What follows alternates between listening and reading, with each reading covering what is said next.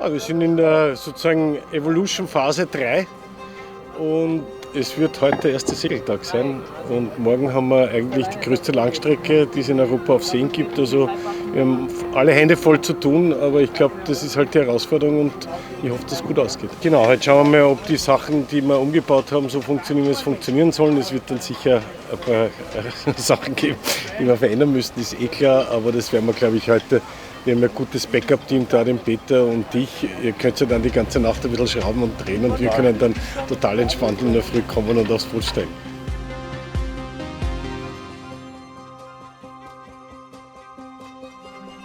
Nach einer Winterpause, in der man an der Weiterentwicklung der Lago 26 Foils gearbeitet hat, nimmt das Candidate Sailing Team an der Long Distance Regatta am Balatonsee teil.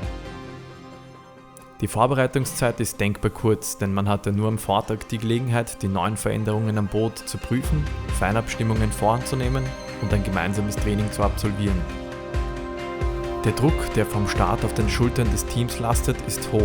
Schließlich nehmen an der Regatta mehr als 600 Boote teil.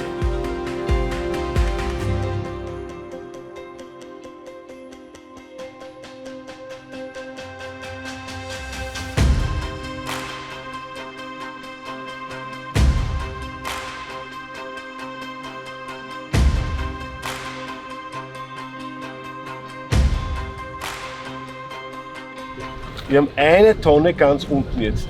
Eine Doppeltonne, ja. Was ist eine Doppeltonne? Was ist eine Doppeltonne? Eine Vorlegetonne. Es sind 2 Tonnen, um die wir rechts herum fahren müssen. Okay. Kurz vor Start ist die Stimmung immer extrem angespannt. Also wir sind nochmal den Kurs durchgegangen. Eine Karte, damit man eine Vorstellung hat, wo das ist auf dem See.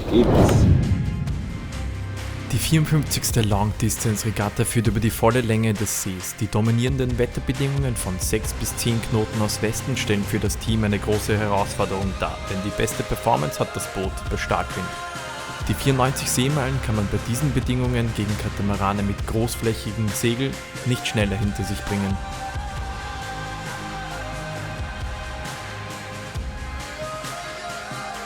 Kurz vor Start liegen irgendwie ein bisschen die Nerven blank, weil das Großsegel muss rauf, die Zeit läuft. Wir haben dann noch ein technisches Problem gehabt und konnten es Gott sei Dank fixen. Aber die Phase kurz vor dem Start ist mit Sicherheit eine nervlich sehr aufreibende. Wir sind dann losgefahren Richtung Position, wo wir starten wollen und wollten dann das Foil rausnehmen aus dem Wasser und da ist uns leider der Block, der was am Mast fixiert ist, wo die Bordableine umgelenkt wird, gebrochen. Und auf alle Fälle habe ich dann noch mal kurz vor dem Start, bei ungefähr 4 Minuten oder so, glaube ich, war das, auf den Mast raufklettern müssen und den Block austauschen, damit wir dann pünktlich an der Startlinie waren. Und ich glaube einfach, dass jeder ein bisschen im Stress war, deswegen war es ein bisschen turbulenter am Bord manchmal. Da ist ein Boot vor uns, gell? Achtung, links ist ein Boot vor uns. Ja, weit abfahren können wir nicht. Das Boot ist vorbei.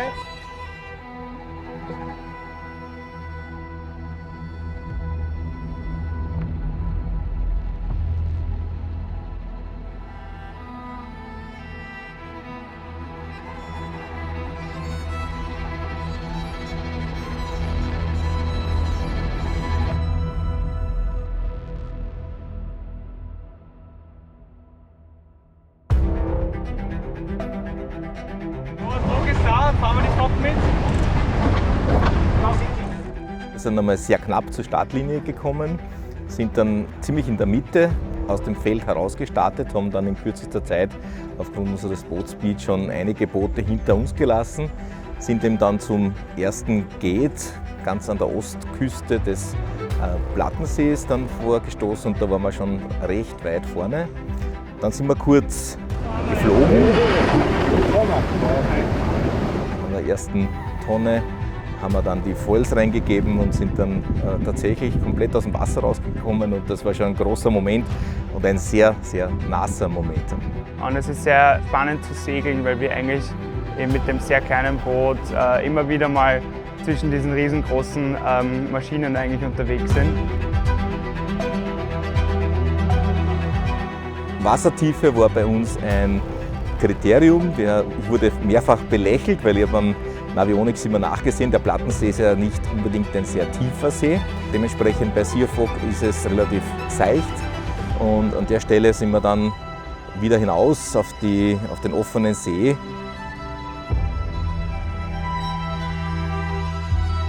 Wir sind nach 15,5 Stunden dann ins Ziel gekommen und waren eigentlich erstens einmal sehr, sehr happy, dass wir endlich mit dem Boot diese Regatta beenden konnten. Und eigentlich dann sehr, sehr zufrieden, weil wir wirklich sehr gut gesegelt sind. Wir sind als 12. Monohull über die Linie gegangen und um uns herum waren nur Schiffe, die eigentlich mehr als die doppelte Wasserlinie hatten. Und für eine Leichtwindregatta mit sehr viel Upwind ist es schon sehr stark, wie wir praktisch diese Regatta beenden konnten. Die Lagos 26 Foil braucht sozusagen so einen Wind, dass wir foilend möglichst lange und viel segeln können. Dann können wir wahrscheinlich bei jeder Regatta gewinnen. Wenn gar kein Wind ist oder Bedingungen sind, wo wir nicht foilen können, ist es einfach so, wenn größere Boote mitfahren, dann sind die einfach aus physikalischen Gründen schneller.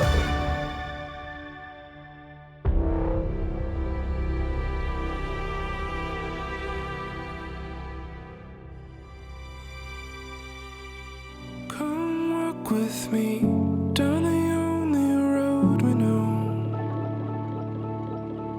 Im Ergebnis bin ich sehr zufrieden. Es ist zwar nicht ganz das, was ich mir insgeheim erträumt habe, weil ich dachte, naja, ab Platz 6 gibt es diese schönen großen ungarischen Pokale, bis Platz 10 gibt es immerhin dann noch Medaillen. Aber als 12. Monohull im Ziel bei dieser Konkurrenz und noch dazu ohne unser ausgiebiges Training, da brauchen wir uns wirklich nicht verstecken. Wir waren wirklich mit den ganz großen Schiffen auf Augenhöhe und das macht mich schon ein wenig stolz.